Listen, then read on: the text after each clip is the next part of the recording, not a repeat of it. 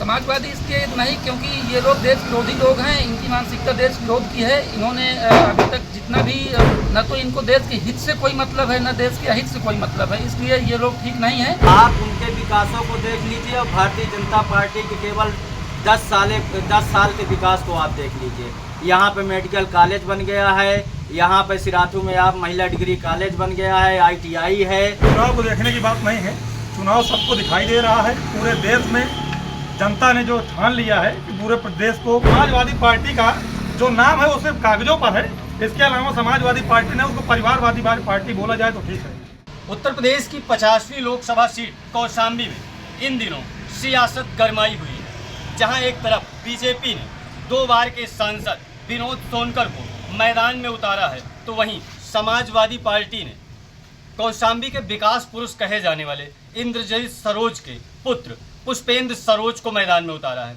वहीं तीसरी प्रमुख पार्टी बहुजन समाज पार्टी की बात करें तो पूर्व DSP शुभ नारायण गौतम को यहां से कैंडिडेट घोषित किया है, जिसके चलते इन दिनों सियासी पारा कौशाम्बी का काफ़ी चढ़ा हुआ है। इन सब के बीच कौशाम्बी की जनता किसे लाइक करती है, किसे वो इस बार सपोर्ट करेगी, कौन कौशाम्बी लोकसभा सीट पर ताज पहनेगा और किसे विपक्ष में बैठने का मौका मिलेगा, सीधे जनता जनार्दन से जानने का प्रयास करेंगे कि इस बार हवा किधर है, जनता का मूड किधर है। हमारे साथ यहाँ तमाम लोग मौजूद हैं। हम इस वक्त जहाँ खड़े हैं ये उत्तर प्रदेश का ऐसा जनपद, ऐसी जगह, ऐसी विधानसभा क्षेत्र है जहाँ से डिप्टी CM केशव प्रसाद मौर्य निवास करते हैं। वो उनकी यह गृह तहसील है।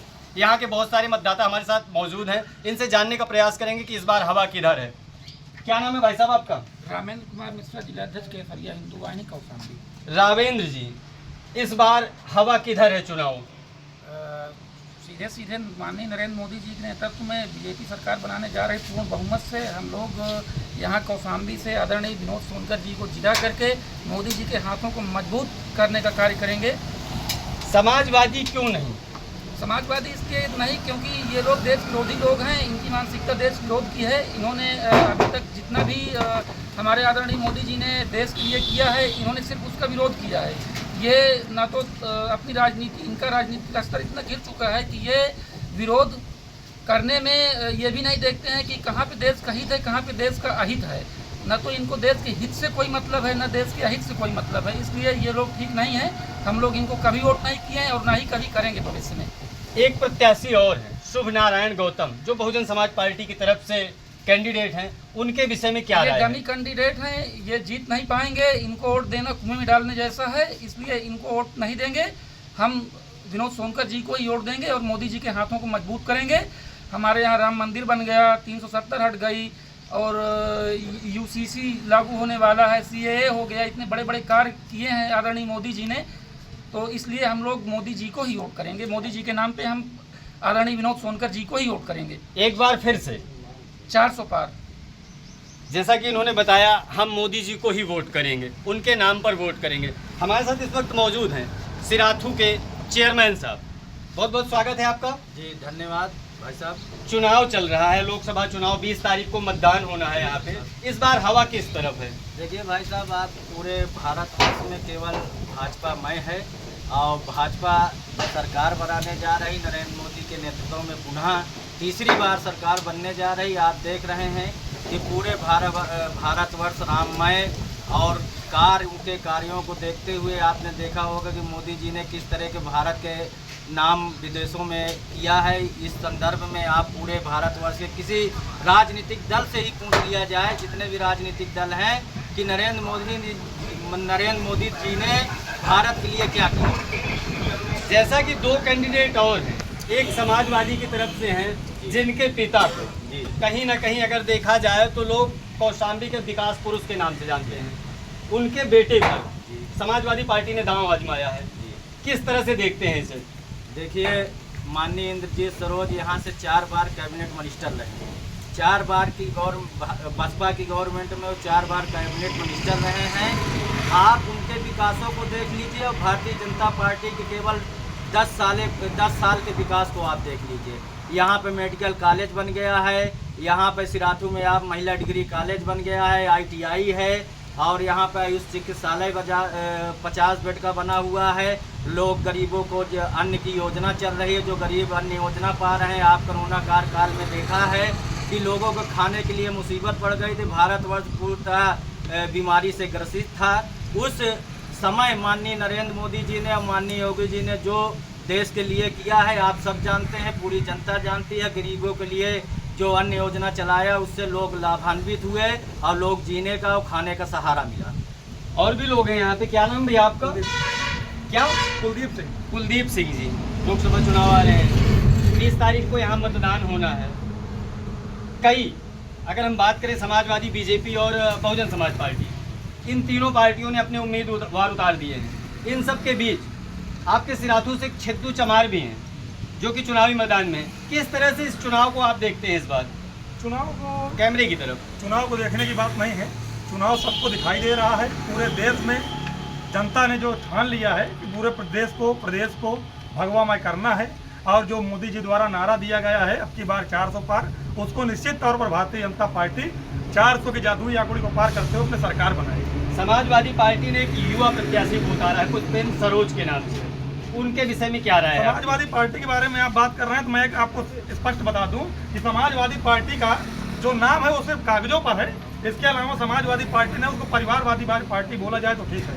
रही युवा लड़कों की बात, तो समाजवादी पार्टी में क्षेत्र का हूँ, मैं जान रहा हूँ, लड़कों की कमी नहीं थी, लोगों की कमी नहीं थी। जिन्होंने समाजवादी पार्टी के लिए कार्य करते हुए अपने घर गिरवा लिए या और कुछ कर लिया, उन लोगों को ये सोचना चाहिए। जितेंद्र सरोज जो अभी तक मर गए समाजवादी पार्टी के लिए, अपना घर गिरवाया। रजनीश सरोज, मतेश चंद्र सोनकर, एससी लोगों की, एससी बिरादरी के अच्छे नेताओं की कमी नहीं थी उस पार्टी में जिसको वोट दे देते। लेकिन उन्होंने टिकट देने का काम किसको, टिकट दे देते अरे, और टिकट देने का उन्होंने काम किसको किया? उन्होंने 5 बार के विधायक, कैबिनेट मिनिस्टर, राष्ट्रीय महासचिव, जिसके वजह से बहुत लोग जाके पार्टी में पता कर लीजिएगा जो समाजवादी पार्टी में खुलकर विरोध कर रहे हैं, चाहे वो करारी चेयरमैन हो, चाहे मंझनपुर के पूर्व चेयरमैन है, खुल के लिख रहे हैं वो लोग इंद्रजीत सरोज खिलाफ। क्या बात थी कि जो उनके लिए मर मिट गए, उनको न देकर अपने पुत्र को टिकट दिलवाने का काम माननीय इंद्रजीत सरोज जी ने किया।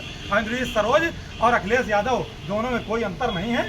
दोनों ही नेता सिर्फ अपने परिवार का भला देखना चाहते हैं, और जनता इस बात को समझ चुकी है। वो परिवारवादी नहीं, वो उस पार्टी को वोट देगी जो देश के लिए काम करेगी। और कहीं भी समाजवादी पार्टी लड़ाई में नहीं है, वो अपने सीटों को बचाने के जुगत में है कि उनके परिवार के लोग सांसद बन जाएं। जब वो लड़ाई में है नहीं तो उनको वोट देगी जनता करेगी क्या? एक प्रत्याशी और है बहुजन समाज पार्टी की तरफ से। बहुजन समाज पार्टी ने अगर बात करें तो इस बार पूर्व डीएसपी को टिकट दिया है, जिनका नाम है शुभ नारायण गौतम। उनके विषय में क्या राय है कि पहले बैठो तो कुर्सी में कमाओ प्रशासनिक सेवा में, और जब वहाँ से हट जाओ समाज सेवा का नाम लेकर आप जनता के बीच आ जाओ।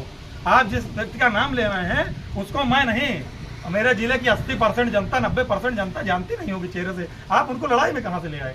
उनकी बात ही मत कीजिए। मुश्किल से 20,000 वोट प्राप्त करने में 20,000 वोट पा जाए बहुत है उनके लिए। लड़ाई में कहीं नहीं है बसपा। और भी लोग हैं, जानेंगे कि इस बार कौशाम्बी की लोकसभा सीट की जो जनता है, जो जनता जनार्दन है, उसके मन में क्या चल रहा है। इस बार हवा किसकी है? क्या नाम भी आपका? पंकज जी, लोकसभा चुनाव नज़दीक है, 20 तारीख को मतदान होना है। ऐसे में आप इस बार किसे विजयी होते देखना चाह रहे हैं, किसे विजयी होते देख रहे हैं? इस बार क्या, अभी ये 2027 नहीं, 2024 नहीं, 2034 तक आप ये समझिए मोदी जी को हटाने वाला कोई है नहीं। क्योंकि आज अगर कहीं ना कहीं हिंदुओं की पहचान अगर बनी है तो सिर्फ और सिर्फ मोदी जी के लिए। और कहीं ना कहीं धर्म को अगर बढ़ावा मिला है, आज हिंदू धर्म अगर कहीं ना कहीं बढ़ा है, आज हम लोग सनातनी गर्व से कह सकते हैं कि हम सनातनी हैं, तो सिर्फ मोदी जी के लिए। कांग्रेस एक तरफ कह रही है, लगातार कांग्रेस की तरफ से बयान आ रहे हैं, चाहे वो प्रियंका गांधी का हो, राहुल गांधी का हो, उनका कहना है इस बार 200 भी नहीं पहुंच रही है बीजेपी की सीट। देखिए, कांग्रेस की तो बात ही मत करिए, क्योंकि उनका कथनी और करनी दोनों में अंतर है। और उनके पार्टी जो इंडिया की पार्टी उन्होंने बनाया है, उसी में इतना झगड़ा है कि वो आपस में अपने आप को नहीं समेट पा रहे हैं, वो दूसरे को क्या समेटेंगे। कौशाम्बी से समाजवादी पार्टी ने इस बार एक युवा चेहरा दिया है पुष्पेंद्र सरोज के नाम से।